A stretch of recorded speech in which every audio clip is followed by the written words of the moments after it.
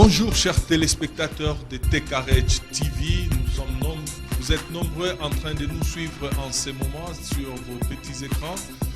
Vous êtes en train de suivre votre émission de chaque jeudi, Ça fait débat qui est une émission politique, une émission qui discute des enjeux politiques de la République démocratique du Congo. Ça fait débat qui reçoit aujourd'hui un panel des acteurs politiques de l'opposition, des acteurs politiques ici du rassemblement de Djenval, comme on aime bien l'appeler en ces temps. Et nous recevons aujourd'hui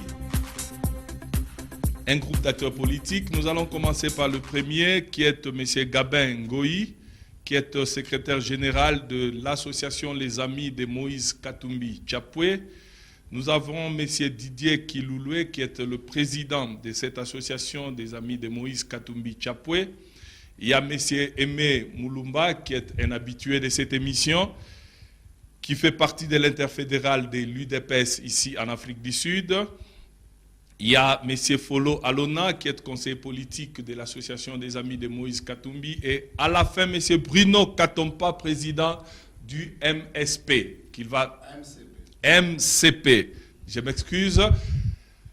C'est bien avec M. Bruno Katompa qu'on va ouvrir cette émission de débat, cette émission où on va discuter sur les enjeux politiques de l'heure en République démocratique du Congo. Bonjour, M. Bruno. Bonjour. Heureux de vous avoir dans cette émission. Si vous pouvez bien prendre votre micro. Je suis aussi vraiment heureux. Monsieur Bruno, le rassemblement a préparé et réussi le retour de M. Etienne Tshisekedi à Kinshasa. Non seulement son retour, il y a eu aussi le meeting qui s'est déroulé le dimanche passé. Un mot là-dessus. Bon, un mot là-dessus. Moi, j'ai plutôt une opinion de la société civile. Oui.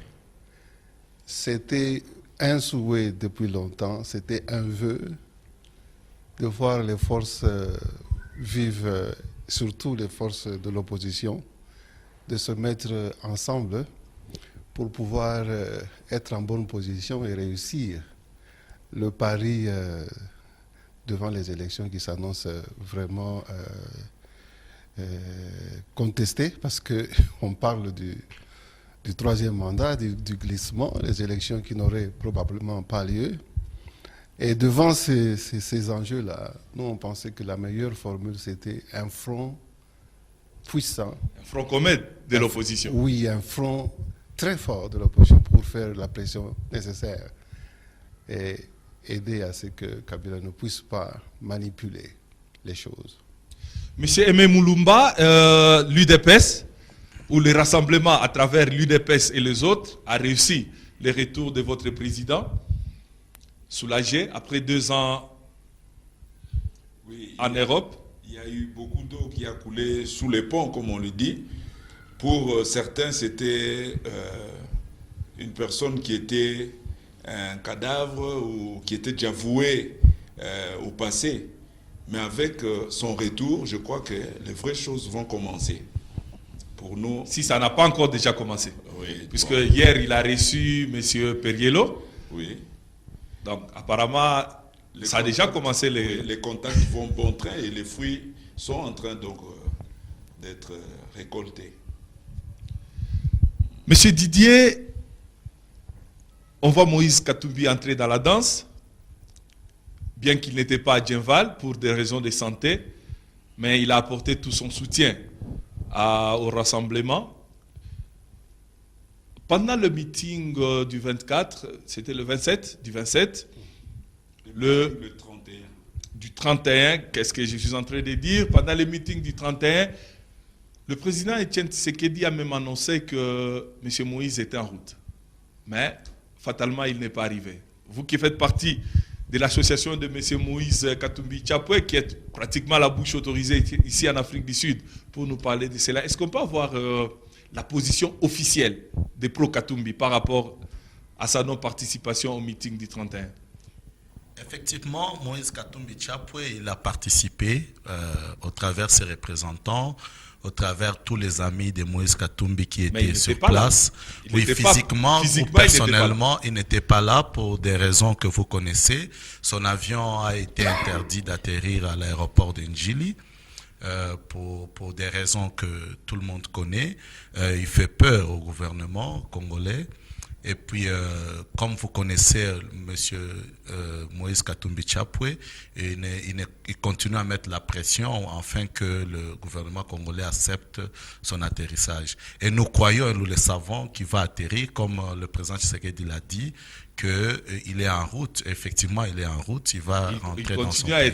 Il continue à être en route. Il va être dans son pays très bientôt et nous allons... Son avion, M. Didier, risque d'avoir des problèmes de fuel, puisque si depuis le 31, puisqu'il avait quitté Bruxelles, je crois, à 5 h du matin du samedi, à 22 h du samedi. Donc, il devrait être à Kinshasa le matin du dimanche. Donc, s'il continue à être en route, je pense qu'il risque de faire un crash, non? Il a atterri au Gabon. Pour éviter effectivement le problème de crash, comme vous l'avez dit. Et puis, il a atterri au Gabon. Et pour le moment, nous sommes dans certaines relations, dans certaines démarches diplomatiques, afin qu'il puisse revenir dans son pays. Et il va revenir dans son pays. Oui, je vous garde encore pour une autre question. Vous parlez de démarches diplomatiques. Mais au pays, on ne parle pas de démarches diplomatiques, on parle de démêlés judiciaires. Il y avait d'abord cette histoire de mercenaires qui est pratiquement tombé dans l'eau, on ne sait pas comment. Mais maintenant, il y a un problème judiciaire qui est là. Une affaire d'expoliation d'immeubles qui aurait appartenu à un sujet grec que son frère a acheté, enfin que Moïse a acheté, et il a été condamné à 3 ans. Il y a beaucoup d'eau qui ont coulé sous les ponts, comme l'a dit bien tantôt M. Aimé Moulumba. Mais quand vous parlez de démarches diplomatiques par rapport à ces problèmes judiciaires, à cette condamnation judiciaire comme il a été prononcé, quelle est sa position? Quelle est la position des partisans de Moïse Katumbi? Puisque, en suivant le ministre de Justice, Tambwe Mwamba, il a dit que s'il met les pieds au Congo, on va l'arrêter. Mais quelle est réellement votre position par rapport à cette situation? L'arrestation de Moïse Katumbi Chapwe, comme ils sont en train de le dire, ça ne nous fait pas peur. Parce que nous tous ici, vous n'allez pas nous voir en Afrique du Sud. C'est pourquoi le président Moïse Katumbi Chapwe a demandé qu'on puisse agrandir la prison de Makala. Parce que nous tous, nous y serons. Et je pense que ça sera la fête chaque jour parce que nous allons commencer à chanter le départ de Kabila et l'alternance dans notre pays. C'est pourquoi d'ailleurs qu'ils ont interdit à ce que son avion puisse atterrir. Parce qu'ils savent que le peuple congolais sont derrière lui, comme ils sont derrière notre président Etienne Tshisekedi Mulumba. Le problème de l'audience là et cette condamnation, c'est un faux débat. Nous, les amis de Moïse Katumbi Chapwe, nous appelons ça un faux débat. D'ailleurs, le président Etienne Tshisekedi, dans son meeting, il a demandé à ce que le gouvernement congolais puisse annuler ces fausses condamnations, ces fausses procès juridiques ou quoi que ce soit. En tout cas, ça ne nous concerne pas. Le combat continue. Kabila va partir. Il y aura l'alternance dans notre pays. Nous le disons d'une façon très sûre et positive. Nous restons comme ça et déterminés. Kabila partira et on ne lui donne pas une minute de plus pour rester au pouvoir dans notre pays. Merci beaucoup, M. Bruno Katompa. Je reviens encore à vous.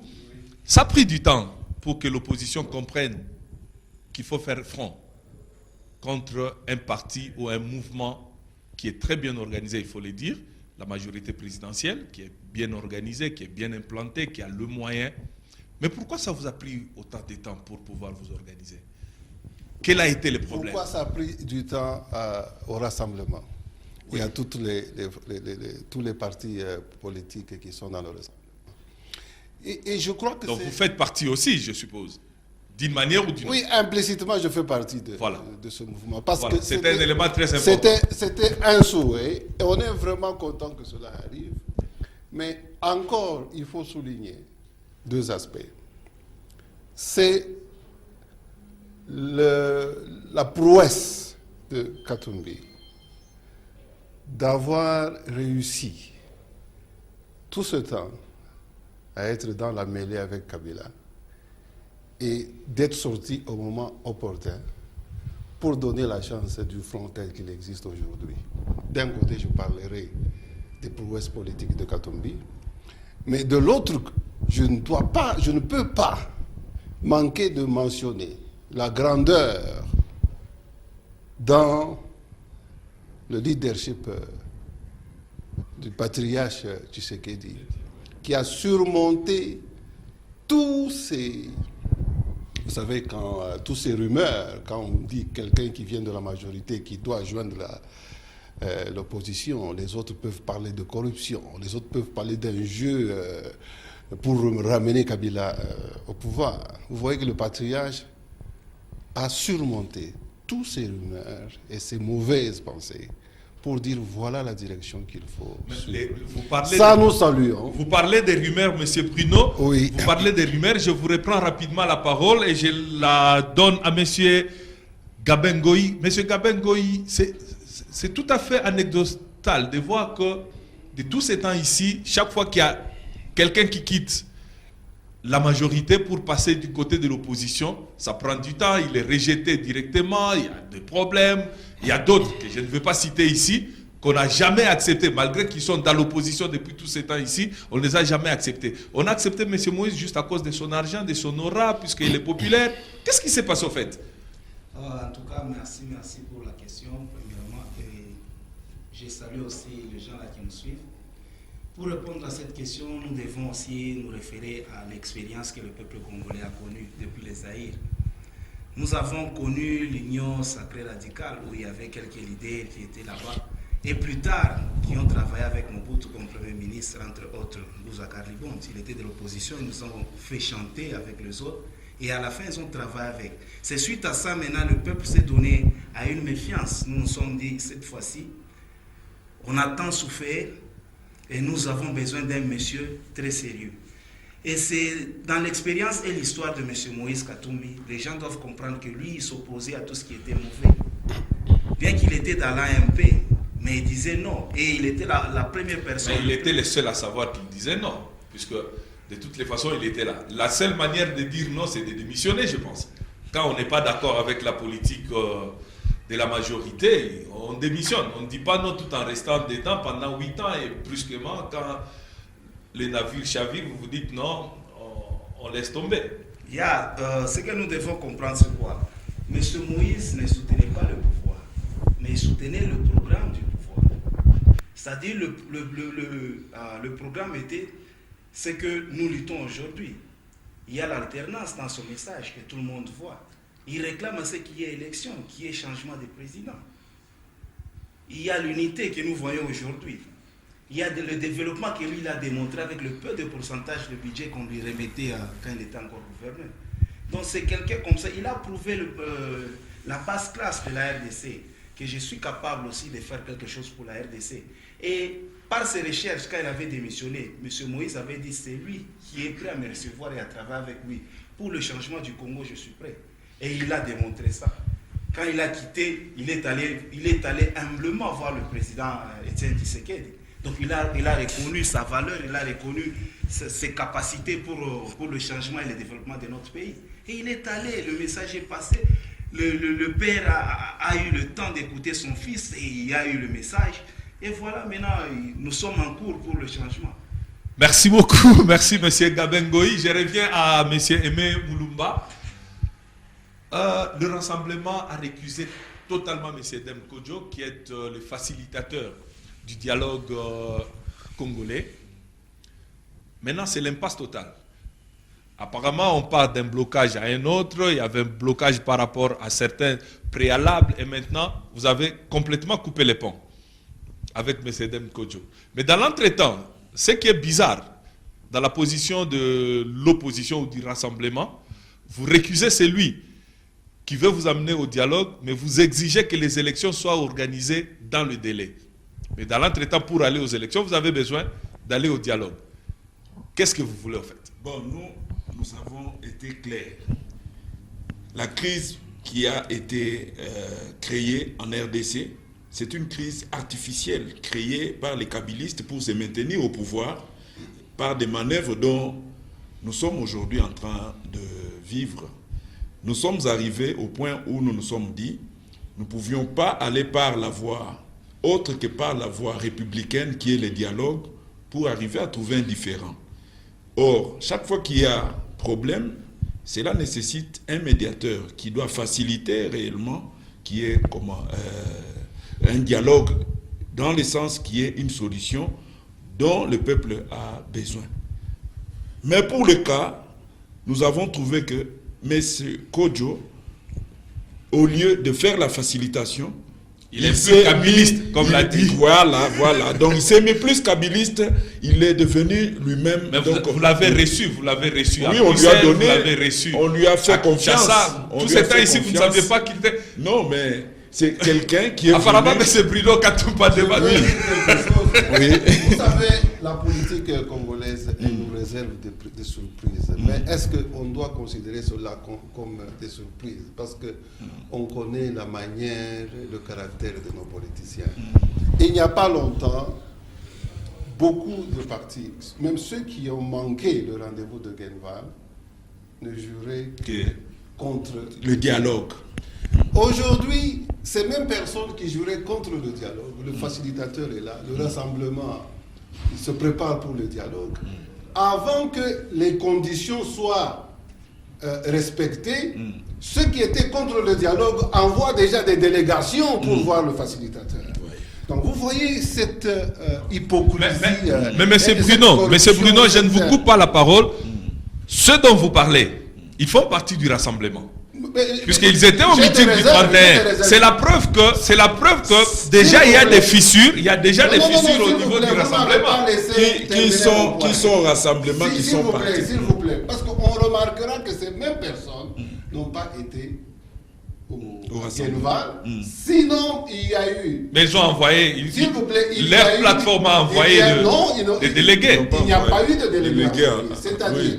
Il y a certains délégués, il y a certaines personnes qui ont trouvé que, compte tenu de l'intérêt national, ils ne pouvaient pas manquer d'aller à Genval, bien que leur parti n'avait pas mandaté d'être là. Donc vous voyez qu'il y avait déjà une confusion dans ces partis pour participer à Genval, qui était une étape préparatoire du dialogue. Maintenant, ces mêmes personnes qui n'ont pas été là, profitent des efforts des autres pour prendre l'avance et causer avec Kodjo. Là, je trouve que Kodjo a commis vraiment des Monsieur Bruno, Monsieur Didier, oui, je vais vous donner la parole. Tantôt là, mais est-ce que c'est la faute à M. Eden Kodjo ou c'est la faute à la classe politique congolaise? Je crois qu'il y a eu des préalables qui étaient demandés. Et puis ensuite, dans toute discussion, vous avez les partis qui sont très engagés dans le processus, avec lesquels vous avez engagé les discussions. Et l'opinion sait bien que c'est l'UDPS qui a mis à côté tous ces gens qui ont soutenu le dialogue. Mais comment est-ce qu'on peut aller maintenant prendre en avance d'autres qui n'ont pas été même dans les discussions pour le dialogue et commencer à négocier avec eux? Ça, c'est la tricherie, ça. Okay. Donc ça, c'est l'esprit... Ok, c'est la maladie de l'opposition congolaise, c'est la maladie de la classe politique congolaise. Monsieur Didier, vous aviez un mot à ajouter là-dessus? Oui, en tout cas, pour moi, voir Eden Kodjo, ça c'est un problème aussi de nous, les Congolais, selon moi. Nous avons un problème très sérieux. Nous pensons que si quelqu'un ne partage pas notre avis, il devient notre ennemi. Non, c'est pas ça. D'ailleurs, le président Moïse Katumbi Chapwe a toujours dit dans ses discours, même dans ses propos, on est adversaires politiques, nous ne sommes pas ennemis. Allez voir et écouter Eden Kodjo, je ne vois pas que c'est un péché. Même si nous ne partageons pas cet avis du dialogue, je ne vois pas que c'est un péché. Et je ne vois même pas que c'est un problème. Et si quelqu'un va voir Eden Kodjo, ça veut dire qu'il a trahi ou bien il fait de l'opposition. À ce niveau-là, c'est mal interprété. Est-ce que je peux parler? Est-ce que je peux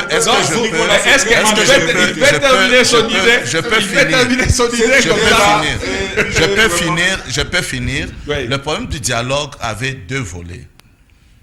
Auparavant, même beaucoup de gens, ça fait des bruits ici à Johannesburg. Même moi, je pensais que le dialogue que parlait notre président Étienne Tshisekedi à l'époque, c'était le dialogue convoqué par le président Kabila. C'est ce que beaucoup de gens pensaient que c'était cela.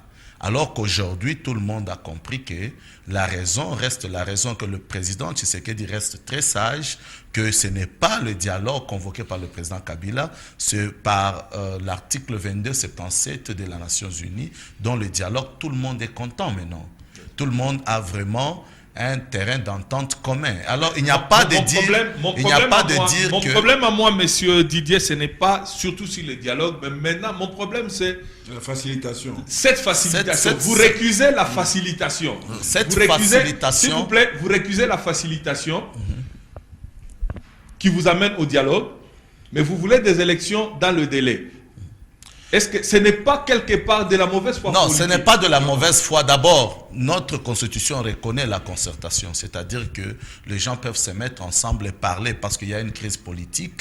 Le gouvernement, comme l'a dit M. Moulumba, volontairement ne veut pas organiser des élections et vous le savez, et nous tous nous le savons très bien. Par la mauvaise foi, ils ne veulent pas organiser des élections. C'est pourquoi nous parlons du dialogue, c'est-à-dire que nous allons nous mettre ensemble pour parler, pour avoir un pourparler ou bien pour avoir une concertation afin qu'on puisse avoir un président de transition pour que nous allons aux élections. Donc vous entrez dans un autre débat que nous avons besoin. Ça n'a rien à voir avec le pouvoir. Monsieur Didier, on va rentrer dans ces débats de la transition, d'un président de la transition, une transition sans Kabila et tout. Monsieur Folo, un mot? Oui, concernant Eden Kodjo, vraiment, je crois que c'est une incompréhension. C'était un malentendu. Pour les rassemblements ne rejettent pas Eden Kodjo. C'est le comportement d'Eden Kodjo qui est tout à fait décevant. Vous voyez, il devait être un facilitateur neutre. Mais la façon dont il se comporte, c'est comme s'il s'est rallié au pouvoir. Vous voyez, Genval a pris certaines résolutions. Et parmi ces résolutions-là, il y a par exemple la libération des prisonniers politiques. Il y a l'assainissement de l'espace politique au Congo. Alors, Eden Kodjo s'en passe. Vous voyez, le pouvoir à Kinshasa a fait l'hypocrisie. Ils ont libéré les jeunes de la Lucha. Qui devraient être libérés le 15. Voilà, qui devaient être la peine devrait se terminer le 15 août. Voilà, c'est une façon de pouvoir un peu endormir les gens, une façon de masquer la réclamation de Genval qui était la libération des prisonniers politiques. Il y a beaucoup de gens qui sont en prison innocemment. Et comment on peut aller au dialogue pendant que les politiciens ils sont en prison? Oui, en parlant de ces prisonniers politiques, M. Bruno Katompa, on a décidé à ce qu'il y ait, parmi les préalables, à ce qu'on puisse libérer les prisonniers politiques. Et le gouvernement a fait ce qu'il a fait. On a libéré les 6 prisonniers de la Lucha, je crois. Mais de quels prisonniers est-ce que vous voulez? Puisque vous ne voulez pas laisser de Lucha. Vous voulez de quels prisonniers? Nous pouvons parler de Djomé Dongala, je crois. Nous parlons de Mouyambo. Et puis, pourquoi pas parler de Moïse Katumbi, où vraiment c'est une mascarade de quoi? De justice qui est en train de se faire. Bientôt, on a parlé de la juge qui a fui avec des dossiers. Maintenant, c'est le greffier qui est parti. En arrachant 2 feuilles. Oui, on aura appris que même le building en question, il n'avait jamais été question de spoliation, parce que le building appartenait au grand frère de Moïse Katumbi.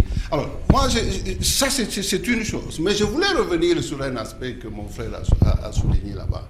Je pense que dans un cadre de dialogue, on doit être le plus ouvert possible pour consulter tous les partis qui sont parties prenantes aux discussions.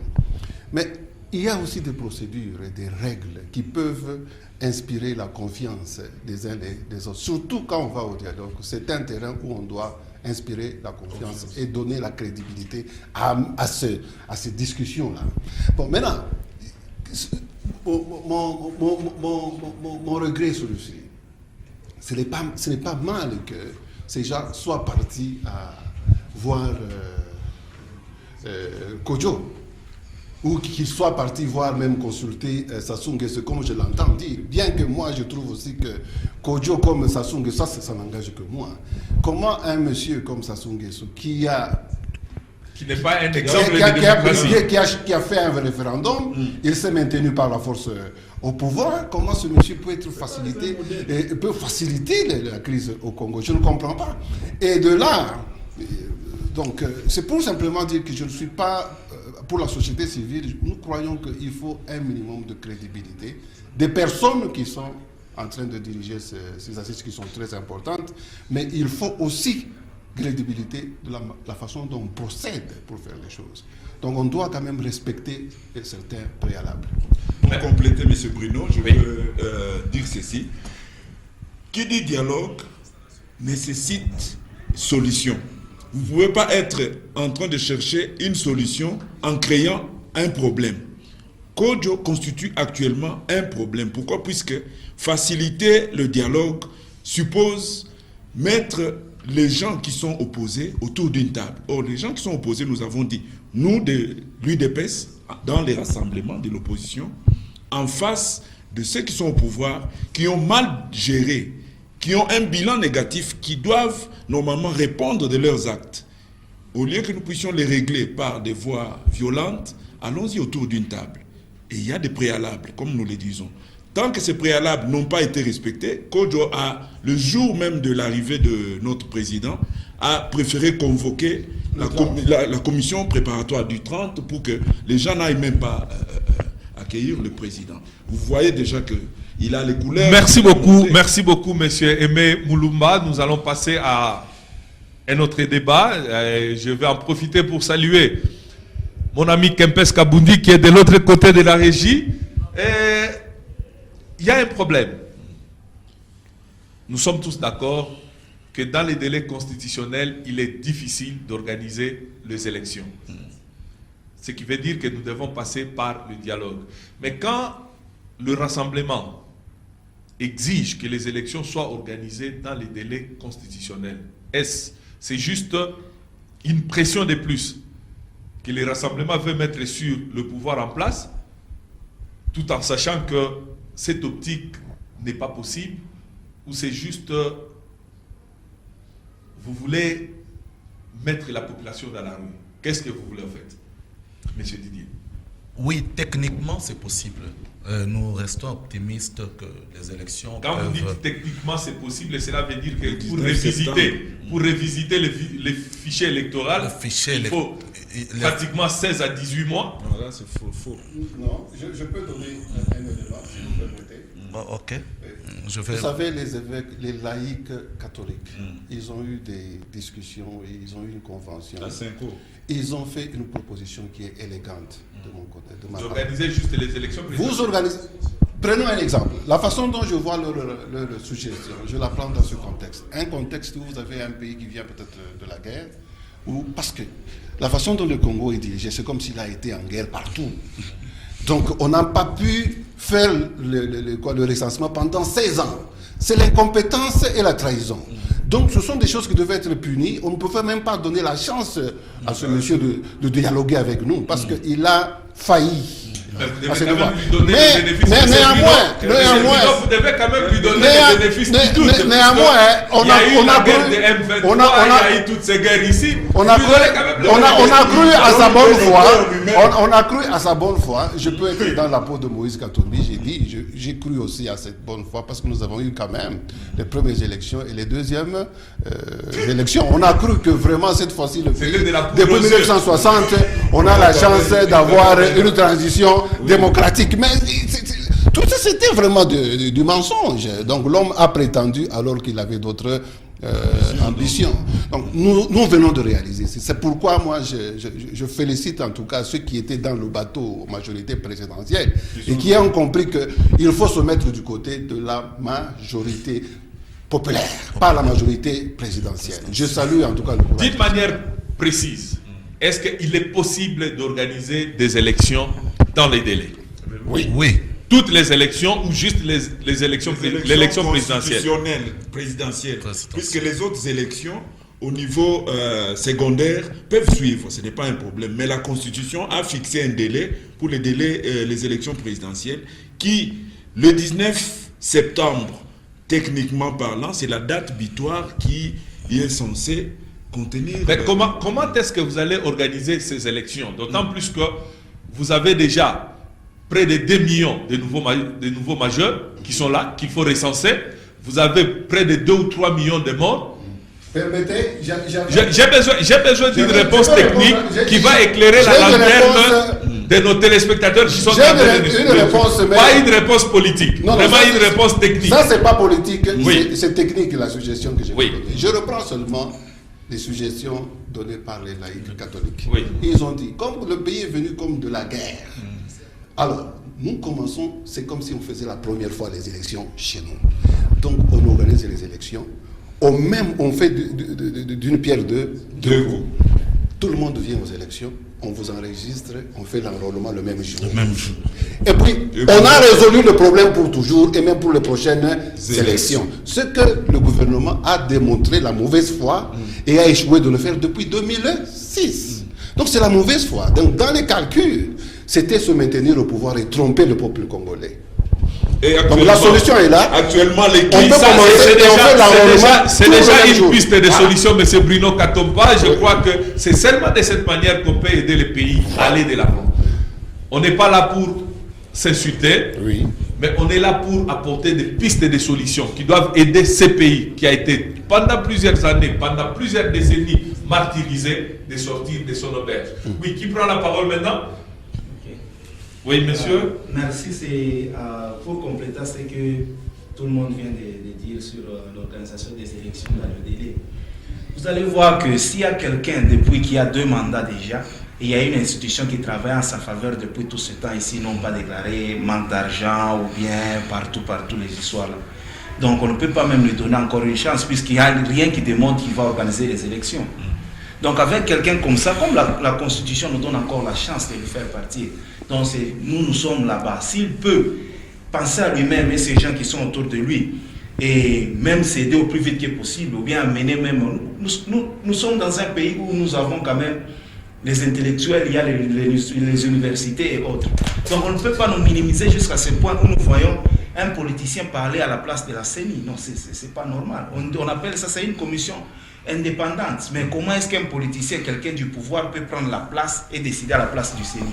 Monsieur Follo, est-ce que vous pensez que la logique de tout recommencer à zéro, comme le pays sortait de la guerre, peut être acceptée par la majorité présidentielle au pouvoir aujourd'hui? Vous pensez qu'ils peuvent l'accepter si nous allons au dialogue? D'autant plus que le dialogue, on ne sait même pas si ça va se tenir demain ou après-demain. Vous avez récusé les facilitateurs, il faut qu'on nomme encore un autre, il faut qu'on mette toutes les structures en place. Est-ce que vous pensez que ça peut être accepté? Oui, c'est question seulement d'être sincère. Parce qu'il faut se dire une chose. L'histoire ne trompe pas. Voyez, d'où vient le pouvoir actuel? Ça vient d'où? Ça vient d'un coup d'État. Voyez. Et d'où vient la légitimité qu'ils réclament avoir aujourd'hui? Ils se disent même qu'ils ne veulent pas l'ingérence internationale. D'où vient leur légitimité? Leur légitimité a commencé à Lusaka. Les accords de Lusaka, qui n'ont pas satisfait tout le monde, et ça a progressé en Afrique du Sud, à Sun City. Leur légitimité vient de là. Le peuple congolais ne s'est jamais prononcé librement pour dire que la transition de la Deuxième République à la Troisième République, nous la population, voici ce que nous pensons. Voyez, il ne faut pas tromper l'histoire. Alors, ils doivent être conscients que les pouvoirs qu'ils occupent aujourd'hui, c'est un pouvoir qui vient de Sun City. Voyez, alors, au moment de la crise actuelle, comme M. Bruno Katomba l'a dit, les laïcs catholiques ont proposé une solution qui est tout à fait simple. Que les gens aillent aux élections et ils s'enregistrent au même moment. Et ça doit être un mécanisme qui se fait simultanément. Et c'est facile et ça résout les problèmes. Merci beaucoup. Maintenant, nous sommes dans un autre cas de figure. La majorité au pouvoir n'accepte pas la proposition des laïcs catholiques. Il faut aller au dialogue. Et en allant au dialogue, il y a une transition qui ouvre sa porte. Comment ça va se dérouler? Cette transition, avec, sans Kabila, avec, sans la majorité, comment ça va se passer? Voilà. Vous voulez tous parler? Tout le monde peut parler? Ok. Je prends l'aile la plus radicale. Merci beaucoup. Je crois qu'avec ce problème, c'est simple. C'est voilà pourquoi il y a eu Genval. Nous ne pouvions pas aller en ordre dispersé. Pourquoi? Puisque le pouvoir en place a réussi à nous fragiliser quand nous étions ceux-ci dans telle appellation, telle dénomination. Nous avons eu Genval pour créer un rassemblement fort, pour faire bloc face à cette dictature. Et c'est de là qu'est sortie la proposition de désigner notre président